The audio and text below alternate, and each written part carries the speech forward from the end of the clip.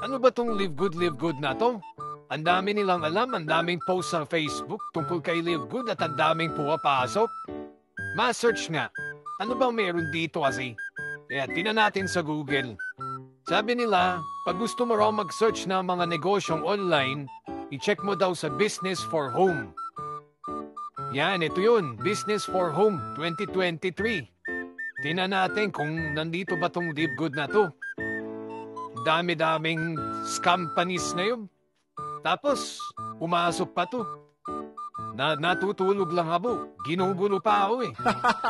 Hanapin natin dito. Si Live Good. Check natin dito sa 3 bars na to. Tapos, hanapin natin dito sa companies. Ayan. Tingnan natin kung nandito siya. Ito, dito sa AAA. Network Marketing Companies. Ayan. Dito, pag kayo nagsisearch ng negosyo, pwede nyo dito i-check para malaman kung legit. Ayan, makikita nyo na ang ranking ay based sa number of facts and figures tulad ng Momentum Ranks, Alexa Ranks, Company Page View, YouTube View Ranks, YouTube Subscriber Ranks. O diba? Big time. Malamang wala yan dito kasi bago lang yan eh. Bago lang yung Live Good na yan eh. Tinan nga natin, malamang wala pa yan dito. Hanapin natin, tinan nyo, mga malalaking companies na mga nandito. Oh, iba't iba. Puro outside the Philippines. Wala. Hoy, ano to? Ba't nandito na to? Bago lang to ah. Wow! Totoo ba to? Grabe naman yan. Tinan ko nga. Aba, naka 5-star pa. Woo! Ang lupit naman ito. Kabago-bagong company lang pero 5-star na agad. United States tapos kinita $5 million. 2022? Aba, kakaiba to ah. Tinan ko nga to. Sabi nila wala din products to eh. O tinan natin, may pupuntahan pa tayo, may titinan pa tayo. Dito tayo sa polls. At makikita natin dito kung maganda sila mag-direct selling. Kasi sabi nila, wala daw products eh. Pero malakas daw ang bentahan.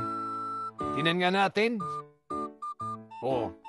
Paano bang sabi nila, dropshipping ang products nila. Kaya pala, pag mag-entry ka, membership, yung products, pwede mo nilang orderin to follow at malaki ang discount.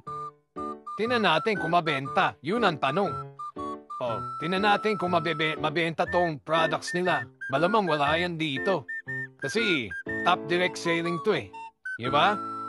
Ayan sige, tinan natin. Malamang wala sa top 50 yan si Live Good. Ala, ano to? Wow! Hindi pa nga ako bumababa masyado, nandito na agad. Kakaiba naman to si Live Good. Ito daw yung may-ari si Ben Glinsky. Hanep naman yan, Aba! Okay, sige, isa pa. Alright, titingnan natin. Okay, pumasa sila sa akin dito Matindi pong Live Good na to Kaya tinan ngayon natin dito sa top earners. Yan. Hanapin natin sa blacklist. Yan, ito. Dito natin siya makikita. Hanapin natin yung pangalan na Ben Glinsky. Ito, magaling yaman Ponzi yan taong yan. Ako. Sige.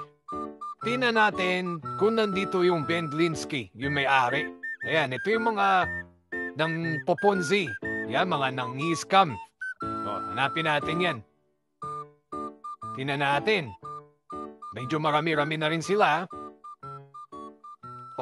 Ayan na. Kunti na lang. Pero ba't parang wala pa rin? Ba't wala?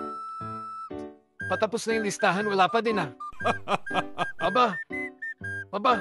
Aba, walang Ben Glinsky dito? Aba, sino ba tong Ben Glinsky na to? Wala din dito sa blacklisted. Abay, kakaiba Oh, wala talaga. Hanapin nga natin pangalan ng Ben Glinsky na lang. Yan. Hanapin natin Ben Glinsky.